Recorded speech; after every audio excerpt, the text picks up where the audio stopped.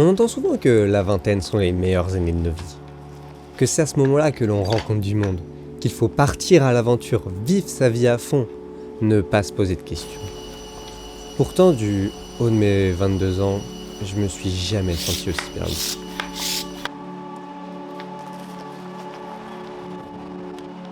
Être dans la vingtaine, cela signifie le début de l'indépendance. Ne plus avoir de petites roulettes sur le vélo de sa vie. Et des fois, on peut avoir l'impression que tout va trop vite, que l'on n'a pas le temps de comprendre, de choisir, que l'on est déjà perdu sur une route sans même savoir où l'on veut aller.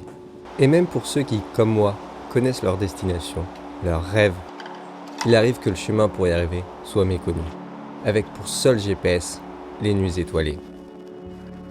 Personnellement, j'ai fait des choix difficiles, qui compliquent sûrement les choses, comme celui d'arrêter mes études en cours de route, pour me consacrer à mon rêve, être photographe.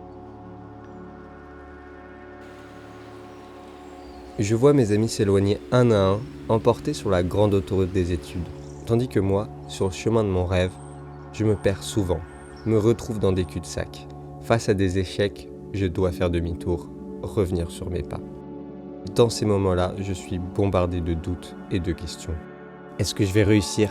Pourquoi avoir tout plaqué ? Combien d'échecs vais-je pouvoir encaisser ? Toutes ces questions finissent par me paralyser. Je n'ose plus rien essayer de peur de me retrouver de nouveau devant un échec. Je finis par attendre devant un croisement rempli de doutes sans pouvoir me décider.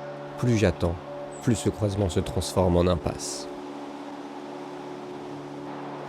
Je finis alors par repenser aux choix que j'ai faits pour me retrouver devant ce croisement.